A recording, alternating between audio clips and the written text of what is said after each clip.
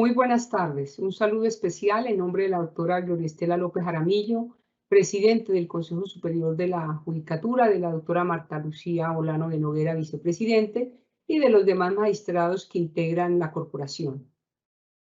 Bienvenidos a esta conferencia virtual denominada Factores de la retractación de los niños, niñas y adolescentes, presuntas víctimas de delitos contra la libertad, la integridad y la formación sexual. Conferencia que hace parte del ciclo de capacitación en Derecho Penal y Sistema Penal Acusatorio. Los abusos y agresiones sexuales constituyen un maltrato a la dignidad, la libertad, la integridad y el desarrollo moral y psicológico de la víctima, y que resulta aún más reprochable cuando se comete en contra de los niños, niñas y adolescentes. Como agresión sexual se debe entender toda forma de abuso sexual, acoso, violación o explotación sexual a partir de conductas como la prostitución o la pornografía, que puede presentarse en los hogares, en las escuelas, en los colegios, en lugares de trabajo, en sitios abiertos e incluso en este nuevo contexto social de la tecnología a través de los teléfonos móviles o celulares, dispositivos e Internet y otros aparatos electrónicos en esta modernidad de la era de la digitalización. La conferencia de hoy tiene como propósito abordar los delitos de índole sexual, sus consecuencias físicas, psicológicas y sociales a corto y largo plazo, no solo para los niños, niñas y adolescentes, sino también para sus familias y las comunidades. Situaciones que pueden conllevar a la revictimización o segunda victimización que se presenta en el desarrollo de los procesos judiciales de esta índole. En esta ocasión tenemos el honor de contar con la doctora Viviana Carolina Osorio Vera, abogada, especialista en investigación criminal, con diplomados en contratación estatal, mecanismos alternativos de solución de conflictos y amigable composición. La doctora Osorio es delegada de la Orden de la Abogacía Colombiana y actualmente se desempeña como docente universitaria y abogada litigante. Tan pronto finalice la exposición, nuestra conferencista invitada dará respuesta a algunas de las preguntas que ustedes tengan a bien formular a través del chat de participación. Igualmente, las inquietudes técnicas sobre conexión, registro y evaluación que surjan en el desarrollo de esta actividad, con mucho gusto serán atendidas por nuestro grupo de apoyo de la Escuela Judicial. Doctora Viviana Carolina, es un gusto tenerla con nosotros. Bienvenida, tiene el uso de la palabra. Doctora María Lucero, muy buenas tardes también para la doctora Gloria Estela López Jaramillo, presidente del Consejo Superior de la Judicatura. Asimismo, un saludo extensivo a todos los servidores y servidoras judiciales, a los abogados litigantes y demás personas que se conectan el día de hoy a esta conferencia.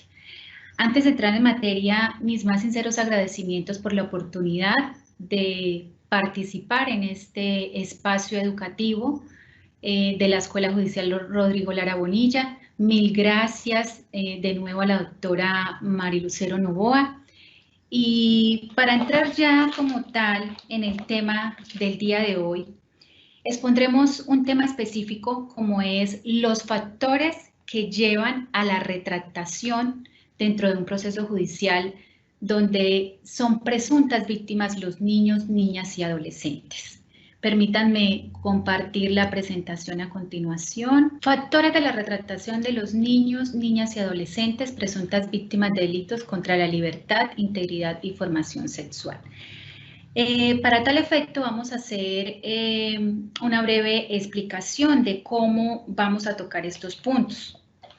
Como primer punto, voy a conceptualizar sobre las diferentes formas de abuso sexual, las consecuencias que esto conlleva, como son algunos síndromes y trastornos que se producen en las víctimas de este tipo de abusos.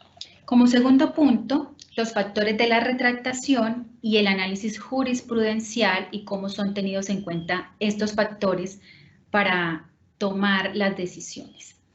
Y como tercer punto, si es o no relevante la valoración de la retractación para tomar esa decisión judicial.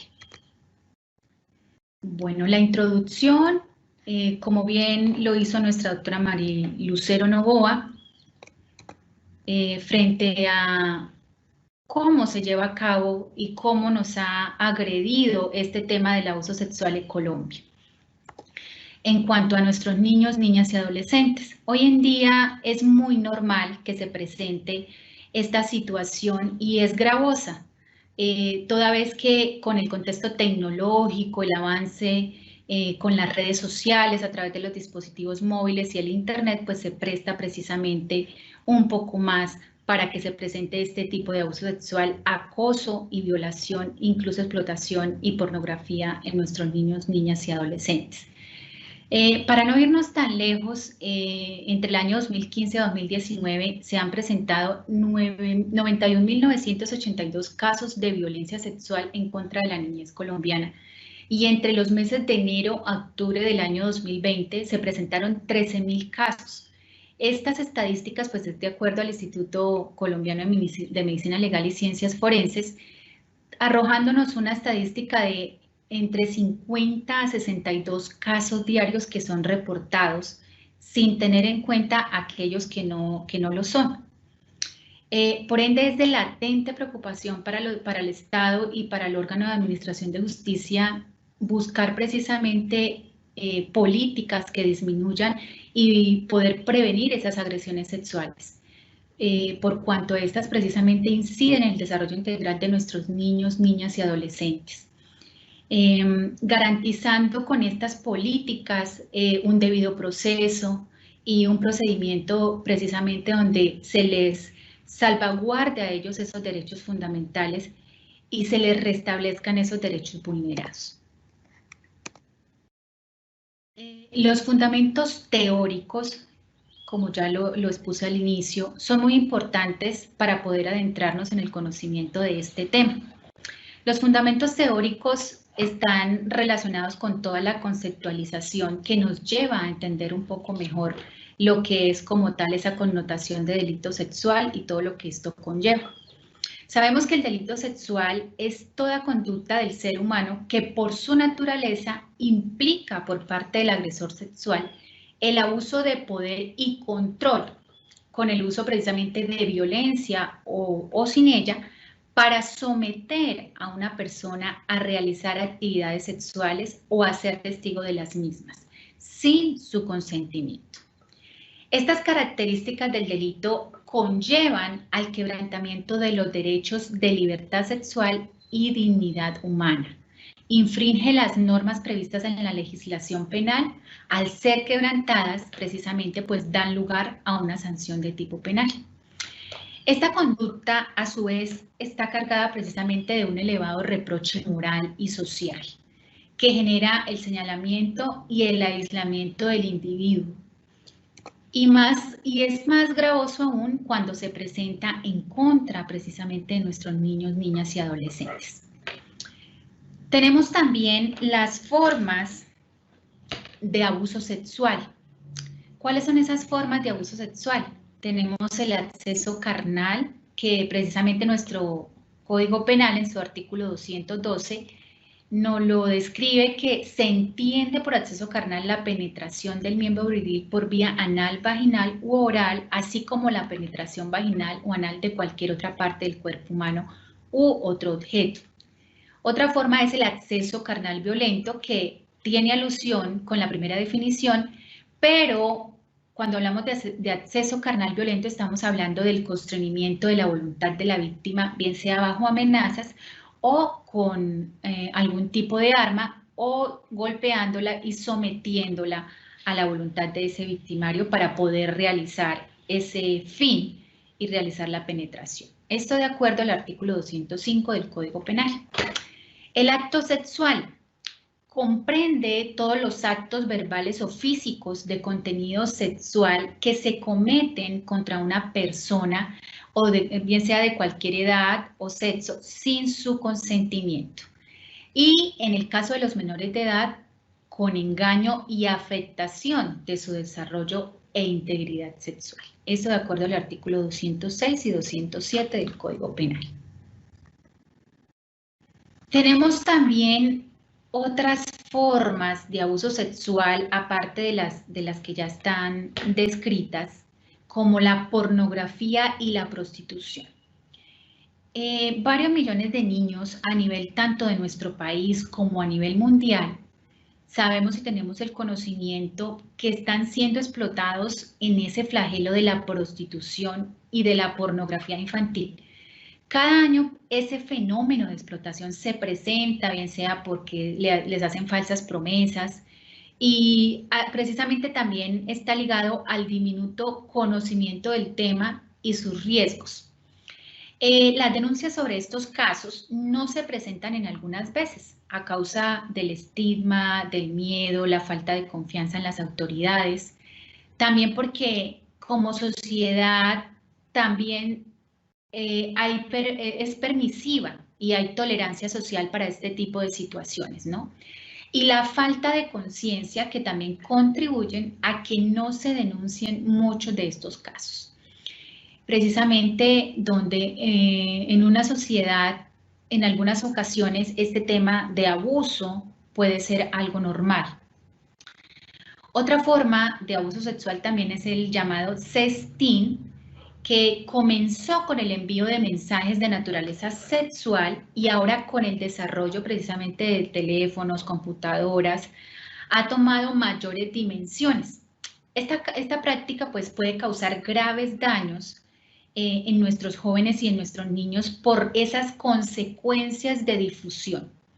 Al ser una difusión descontrolada de esas fotografías o de ese contenido erótico o sexual, producen también en los niños síndromes psicológicos y alteraciones psicológicas donde precisamente los lleva en algunas ocasiones a ciertas situaciones, incluso de acabar con su vida. Este tema del sexting, también a veces pues los jóvenes hacen esta práctica pues de común acuerdo entre ellos, pero confían en que la otra persona de pronto no distribuyan este contenido, bien sea de pronto con su pareja sentimental dentro de los jóvenes, y confían en que no se divulgue este tipo de contenido que se ha compartido, pero la otra persona precisamente incurre en vulnerarle esa intimidad a esa persona y termina pues distribuyendo este tipo de contenidos, lo cual precisamente luego genera una serie de consecuencias tanto penales como psicológicas para esa persona víctima de ese hecho. Y también algo que está ligado con este tipo de prácticas es el grooming, que es una nueva modalidad de acoso. Esta nueva modalidad es empleada por los pedófilos y los pederastas para realizar abusos contra los niños, niñas y adolescentes, el cual se realiza a través de medios electrónicos, como ya lo dijimos, a través de ordenador, teléfono móvil, a través pues, de todos los medios tecnológicos que hoy en día tenemos a nuestro alcance. ¿Cómo operan en esta modalidad estas personas, estos victimarios? Bueno, seleccionan a través de las redes, reclutan y contactan a sus víctimas con el fin de poder establecer con ellas prácticas de sexo virtual. Inicialmente, pues para lograr ese cometido, convencen e incentivan a los menores, les envían material pornográfico o les presionan y atemorizan, precisamente logrando que los niños, niñas y adolescentes accedan a este tipo de contenidos para luego precisamente manipularlos. Y una vez que el niño lo hace, pues los pedófilos hacen chantajes, amenazas, con mostrar el material obtenido si no continúan realizando ese tipo de conductas.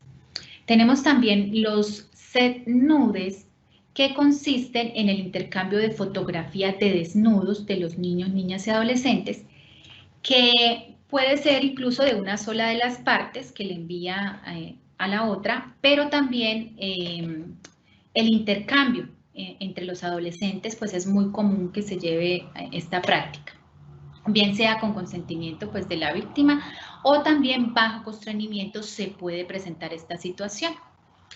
También existe el tema del pack sex, que hace alusión al contenido de paquete sexual, que también incluye, son fotografías explícitas de áreas íntimas de nuestros niños, niñas y adolescentes, donde precisamente también a través de cierto convencimiento o a través incluso de a veces de intercambios económicos, se les piden que envíen este tipo de fotografías para luego precisamente intimidarlos. Entonces, todas estas formas de abuso sexual están pues prácticamente lo que pone en riesgo a nuestros niños, niñas y adolescentes. Están ahí y nuestros niños, niñas y adolescentes todo el tiempo están como expuestos a esas situaciones, incluso como lo decíamos, entre ellos mismos. Es normal que se presente este tipo de prácticas.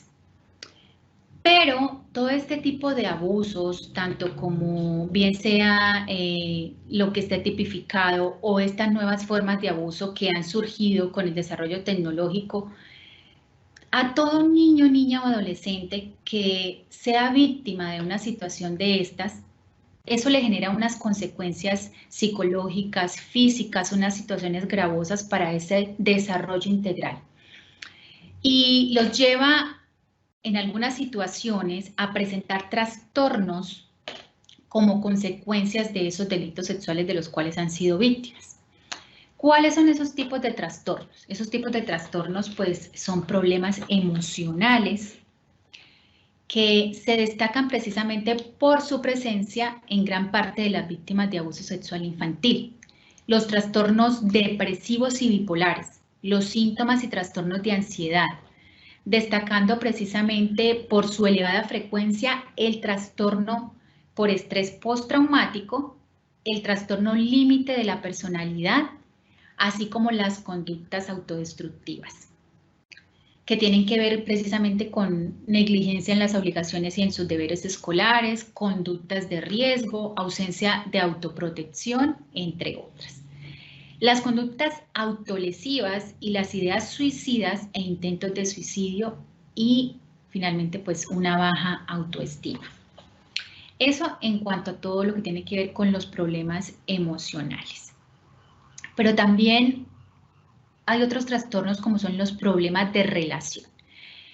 El área de las relaciones interpersonales es una de las que suele quedar mucho más afectada tanto inicialmente como a largo plazo cuando un niño, niña o adolescente es víctima de abuso sexual infantil. Casi la totalidad de la misma presenta dificultades en el establecimiento de relaciones con los coetáneos y dificultades también a nivel de familia, en el caso de los padres como pareja, porque todo este tema del abuso sexual infantil también produce una serie de alteraciones a nivel familiar y a nivel de la comunidad.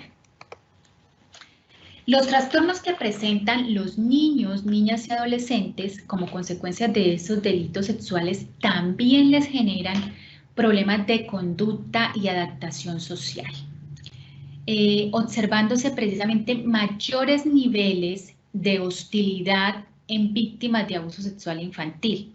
O sea, ellos tienden a ser un poco más hostiles, a ser más violentos, a tener conductas antisociales, a tener trastornos de conducta, de comportamiento, ¿sí?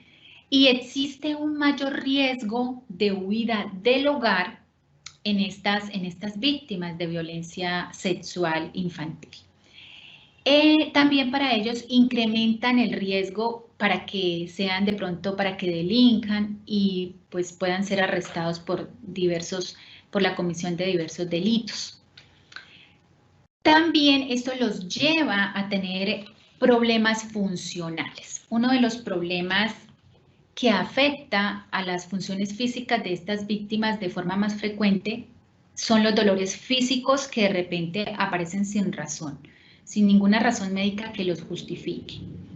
Se observan situaciones como de cefaleas, fibromialgias y trastornos gastrointestinales, ¿sí? Especialmente si estos no se diagnostican ni se tratan de una forma adecuada, pues generarán en la víctima secuelas de por vida.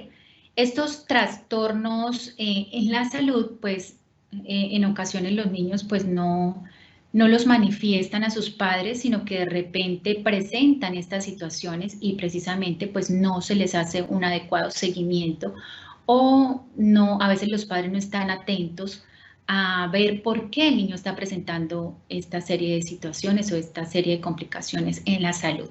Y esto puede ser precisamente que nos esté diciendo que han sido víctimas de algún tipo de abuso sexual.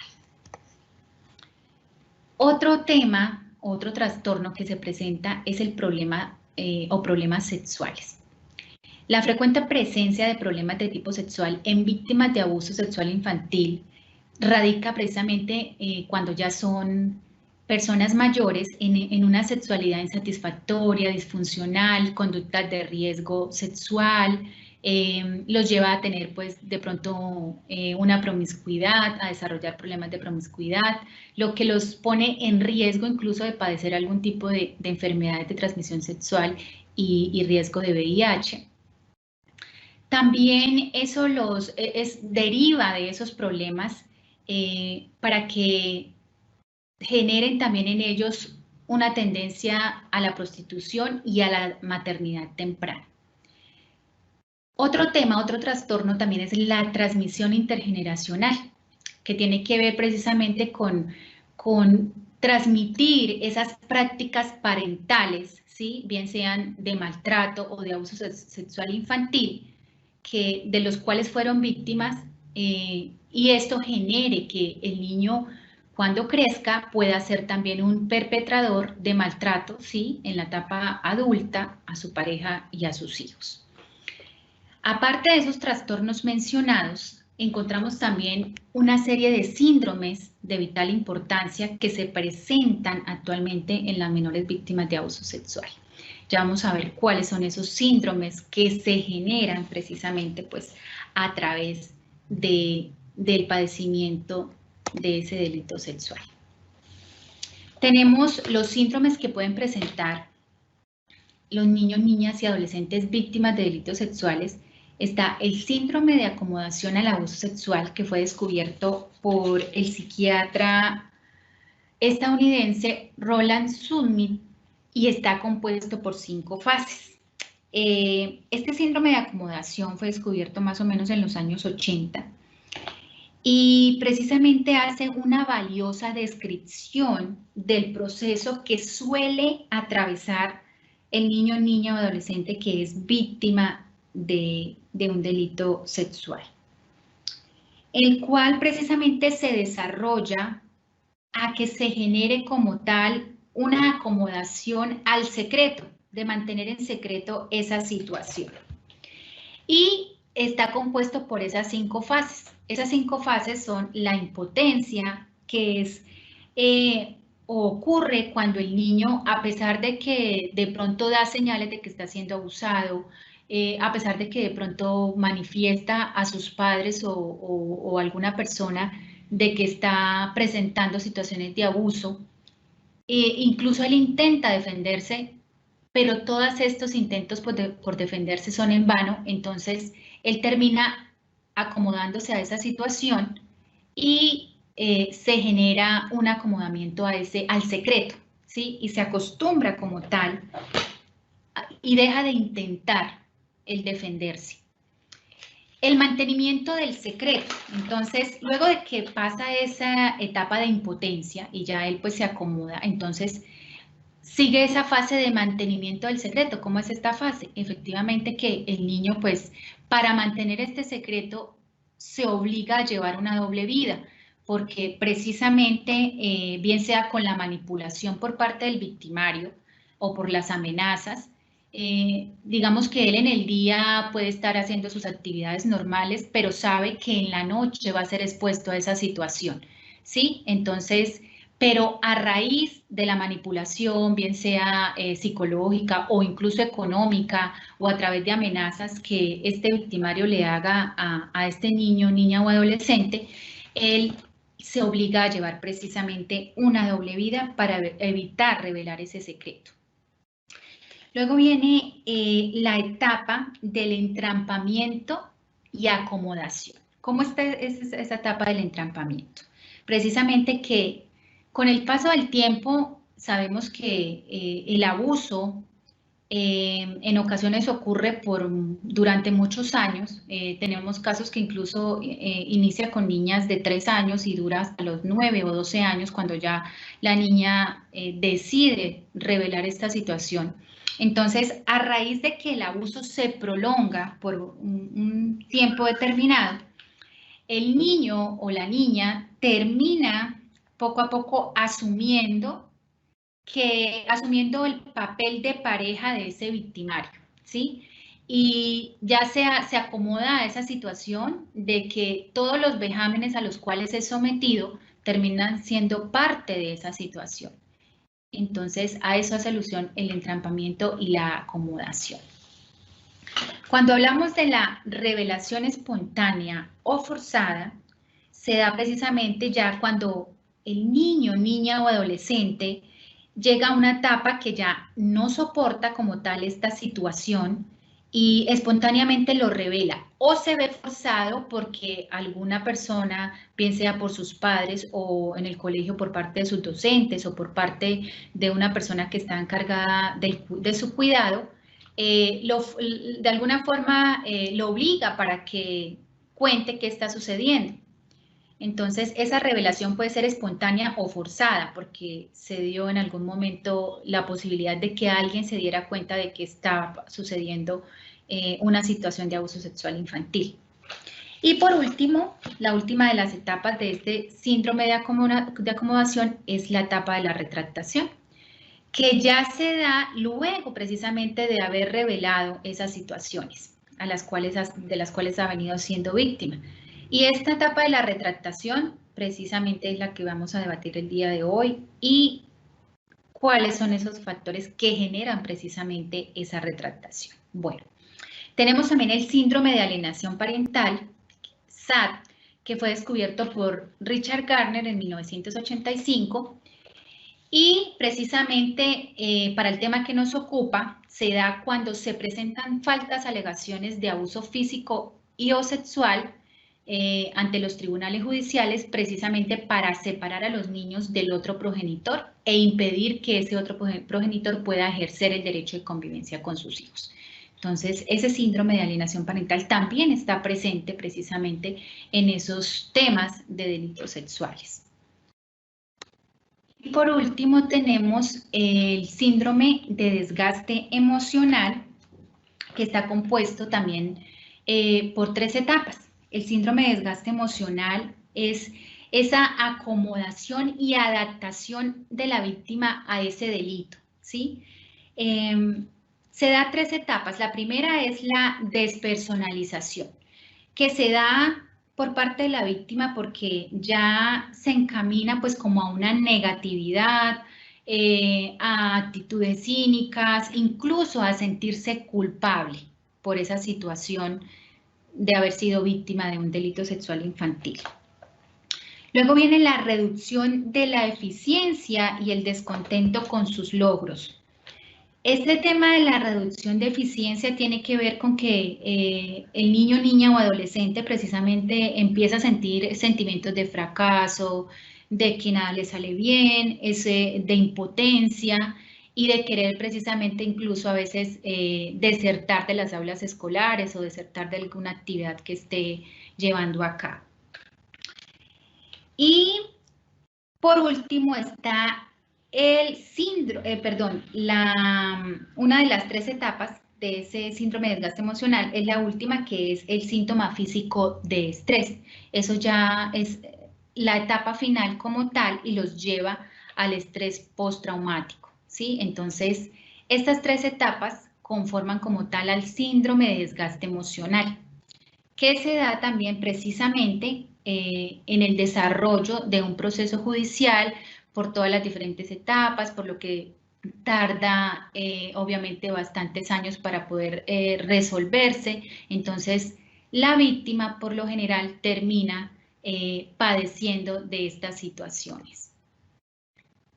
Bueno, en cuanto al testimonio de los niños, niñas y adolescentes víctimas de delitos sexuales, Nuestra normatividad, como es la Ley 1098 del 2006, conocido como el Código de Infancia y Adolescencia, determina precisamente cuáles son las formas como se debe recepcionar este testimonio de los niños, niñas y adolescentes, y especifica claramente en su artículo 150 que esas declaraciones solo las debe tomar precisamente el defensor de familia, con un cuestionario enviado previamente por parte del fiscal o del juez para que sea el defensor de familia quien lo analice y efectivamente, de acuerdo al interés superior del niño, se le puedan realizar estas preguntas.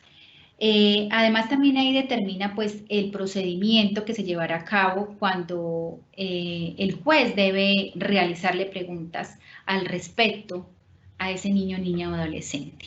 Pero también la Ley 1652 de 2013 es clara cuando determina que la entrevista que se le realiza a los niños, niñas y adolescentes, la entrevista forense, y debe ser realizada pues por el personal del CTI que sea entrenado precisamente en entrevista forense, que deba tener una previa preparación para hacer este tipo de entrevistas. Y también este cuestionario debe ser revisado por parte del defensor de familia. Además, que el menor deberá estar acompañado por su representante legal.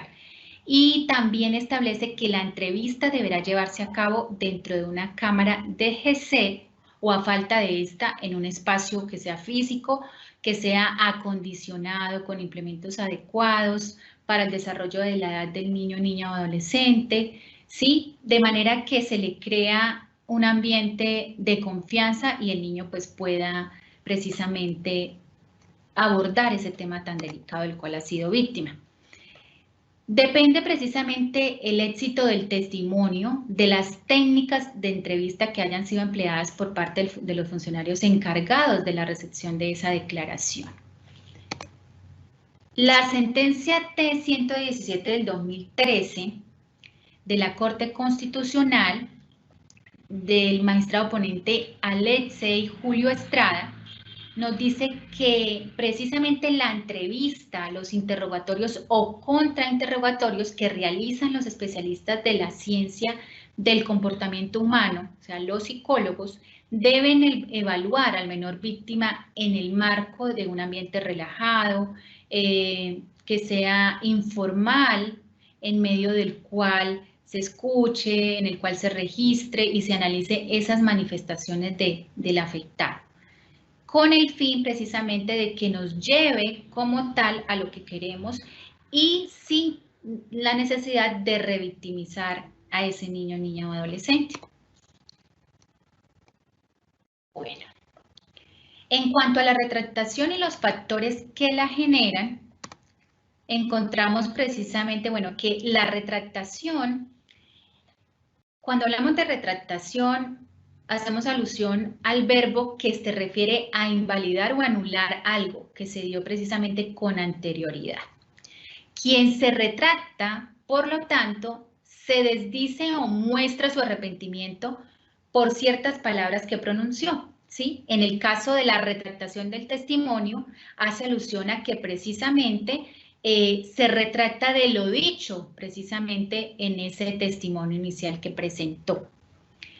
Y la retractación puede surgir de manera espontánea y sincera del interior de la persona, pero también puede ser forzada por otros o por otras situaciones ajenas a esa persona. Bueno, la sentencia C635 del 2014 de la Corte también refiere y hace alusión a lo que tiene relación con la retractación y habla de que la acción de retractarse se refiere a volverse atrás de una cosa que se ha dicho o de una actitud que se ha mantenido. Y en el tema de la retractación de un hecho de abuso sexual durante la tramitación de un proceso judicial es uno de los momentos más complejos de las intervenciones judiciales, pues los niños descubren que la retractación es el camino para retroceder respecto de aquello que les ha traído tanto dolor y que con eso a lo mejor retractándose de lo dicho, pues ya de pronto van a solucionar la situación y ya no se van a ver sometidos a toda esa estigmatización, a la presión familiar, a la presión psicológica, incluso a ser revictimizados nuevamente. Incluso, a su vez, puede suceder que otras personas allegadas al niño también comienzan a influir sobre esa decisión, con el objeto, precisamente, buscando beneficio para la persona, que se culmine el proceso judicial o que se evite el encarcelamiento del abusador, en el caso de cuando se tiene un vínculo familiar. Por ende, se debe referir que es de especial cuidado el análisis de la retractación por parte del fallador con el único fin de esclarecer la verdad sobre la ocurrencia de ese hecho inicial que generó precisamente la denuncia, que generó como tal ese proceso judicial. Los factores que llevan a la retractación son 6. El factor psicológico, que precisamente pues se da y está ligado a esos sentimientos y reacciones que presentan los niños, niñas y adolescentes víctimas de esos delitos de abuso sexual, que son posteriores precisamente a ese hecho delictivo y generan situaciones de depresión, de baja autoestima, situaciones donde ya es tan grande ese sentimiento que con el fin de darle fin, ellos deciden retractarse. Entonces, el factor psicológico es uno de los primeros factores. Tenemos también el síndrome de alienación parental, que precisamente se presenta cuando presionado por parte del otro padre de familia, ¿sí?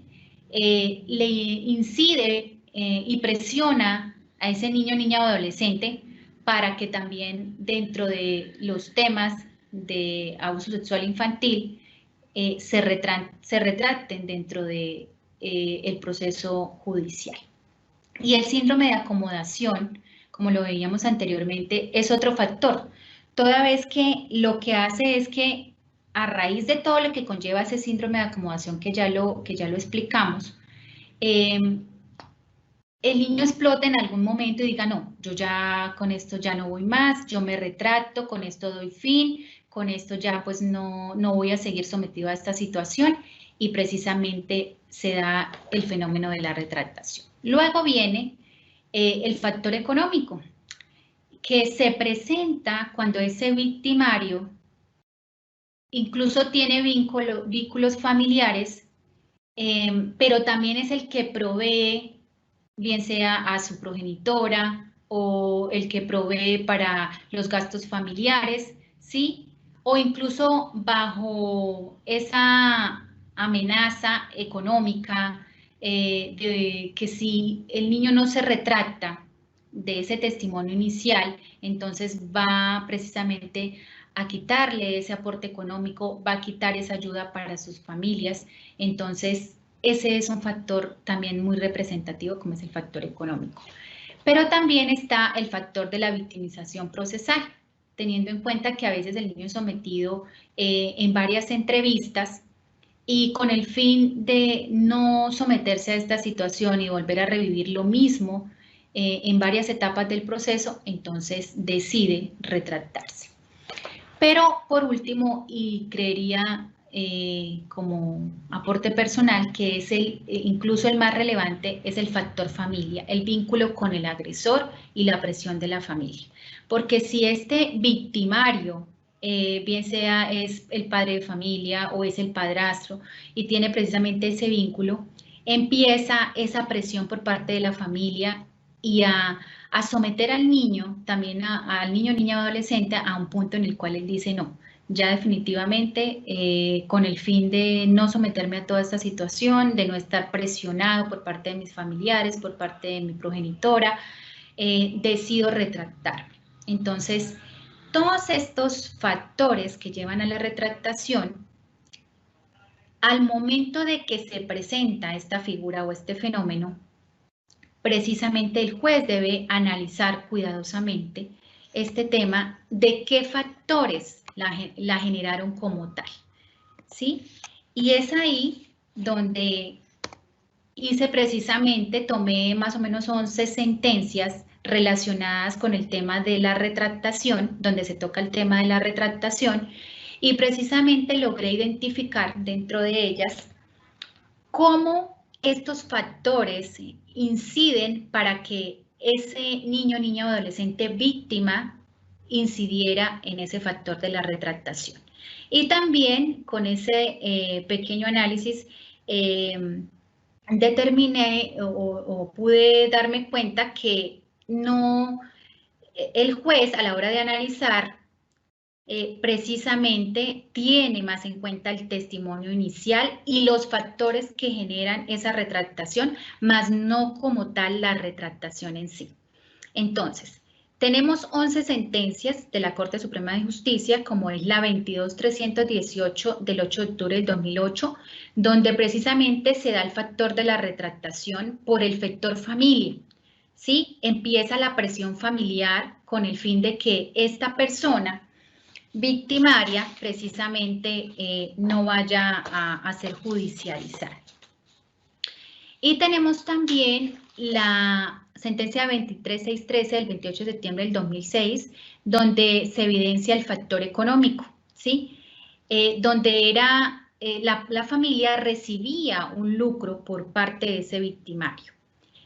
La 29740 del 19 de agosto del 2008 inciden dos factores, el factor económico y el factor psicológico.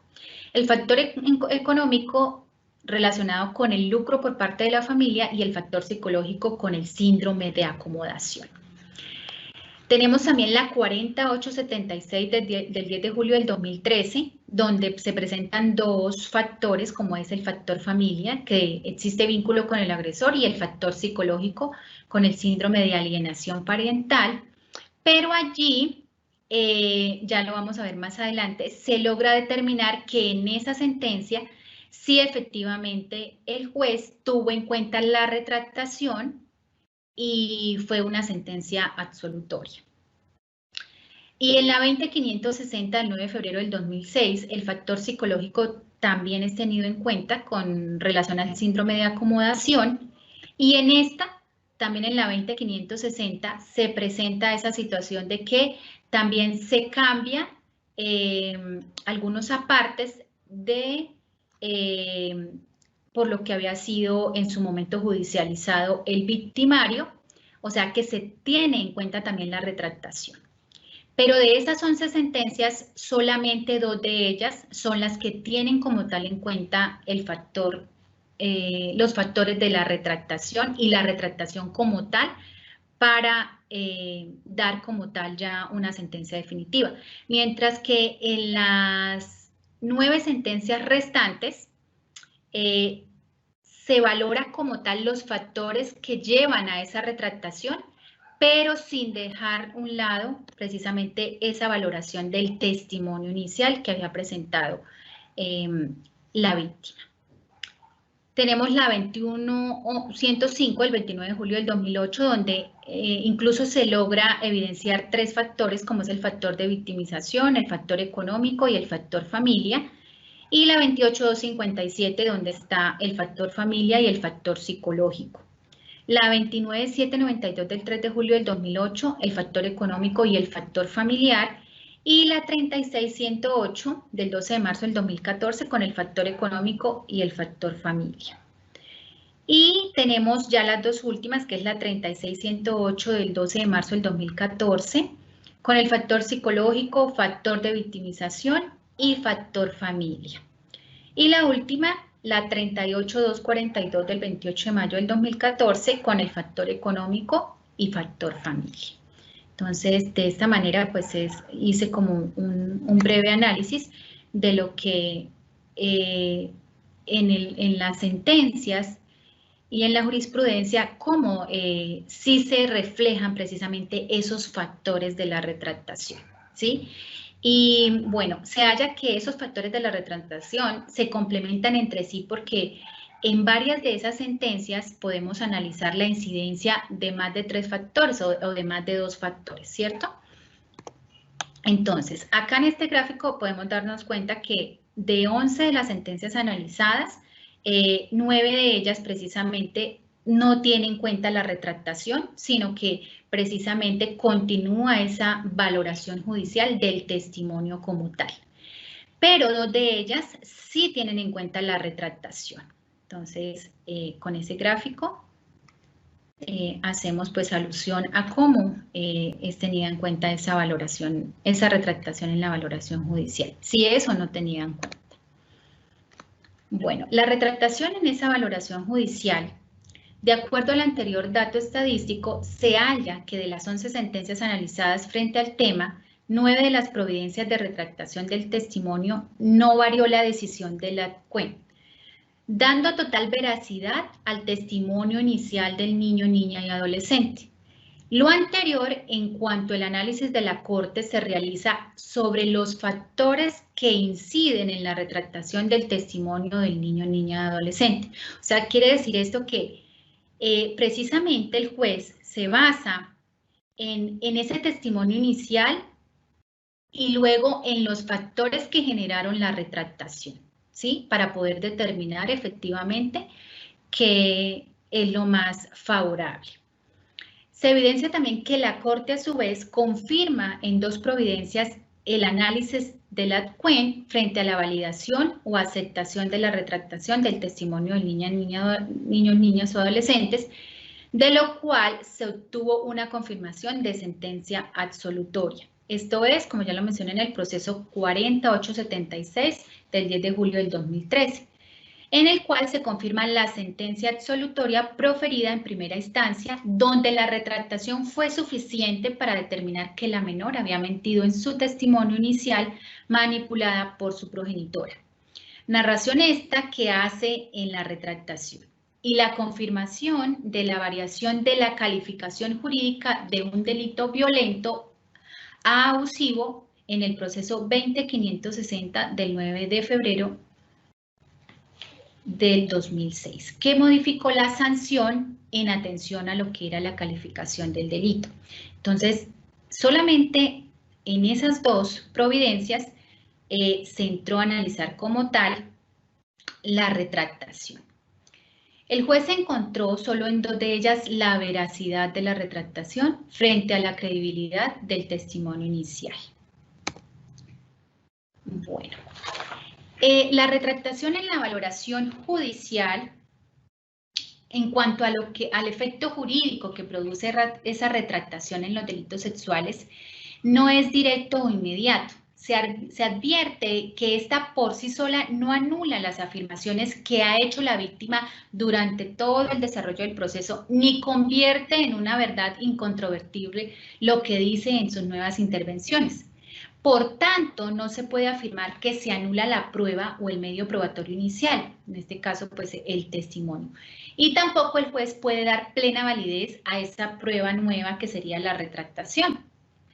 La retractación no destruye per se lo afirmado por el testigo arrepentido en sus declaraciones precedentes, ni torna a una verdad apodíctica lo dicho en esas nuevas intervenciones. En esta materia, como todo lo que atañe a la credibilidad del testimonio, hay que emprender precisamente un trabajo analítico de comparación y nunca de eliminación, a fin de poder establecer en cuáles de las distintas y opuestas versiones el testigo dice o no la verdad. Quien se retracta de su dicho, precisamente, ha de tener un motivo para hacerlo, o sea, un factor, ¿sí? El cual podrá consistir ordinariamente, bien sea en un reato de conciencia, que lo indice precisamente a relatar las cosas como sucedieron, o en un interés propio o ajeno que lo lleva a negar lo que sí sucedió y lo que sí percibió en esa situación.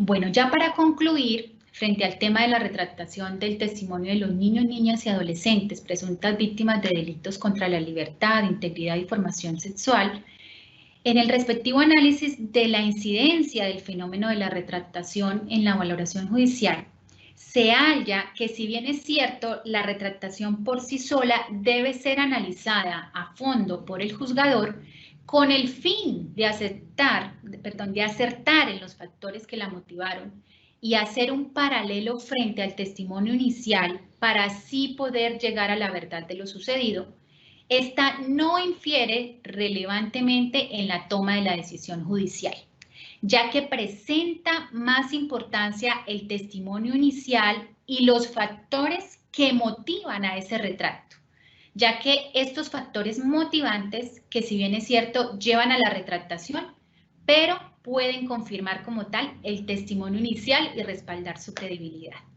Bueno, muchas gracias. Le doy el paso a la doctora Marilucero nuevamente para terminar entonces con el margen de preguntas. Muchas gracias a toda la audiencia.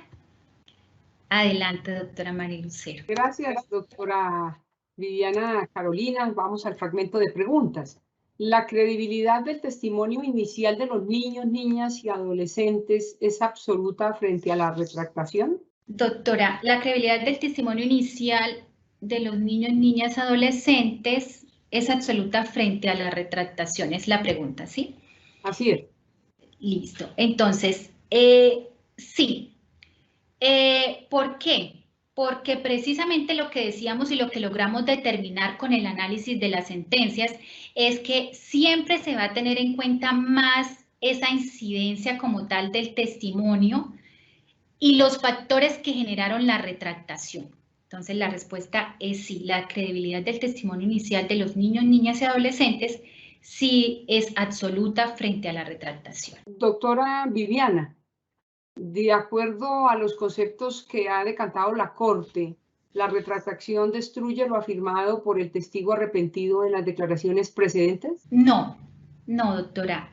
Precisamente no destruye lo afirmado, sino que le da precisamente más elementos al juez, como son esos factores que generaron la retractación, para que pueda él tomar una decisión, ¿sí? Y poder evaluar conforme a lo que dio el testimonio inicial y a lo que ahora se está presentando por la retractación. Entonces, él entra a analizar esos factores y lo que generó como tal el testimonio inicial.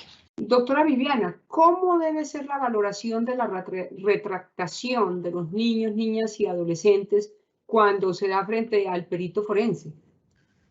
Bueno, cuando se da, esta pregunta es muy interesante, cuando se da frente a un perito forense, precisamente este profesional tiene que tener en cuenta la valoración de los demás elementos probatorios que tiene a su disposición, pero también dándole esa vital importancia a analizar esa nueva prueba que se está presentando con la retractación y sopesar de alguna manera para encontrar una equidad frente a esos elementos materiales probatorios que ya tiene y con esa nueva prueba que se está presentando. Entonces, también debe ser muy objetivo a la hora de analizarlo con el fin de que lo nuevo que se está aportando con esa nueva prueba de la retractación conlleve como tal a determinar si lo que se está presentando en ese momento, esos factores, sí dan lugar para que sea una prueba de verdad conducente y pertinente. Nuestro agradecimiento especial a la doctora Viviana Carolina Osorio Vera por su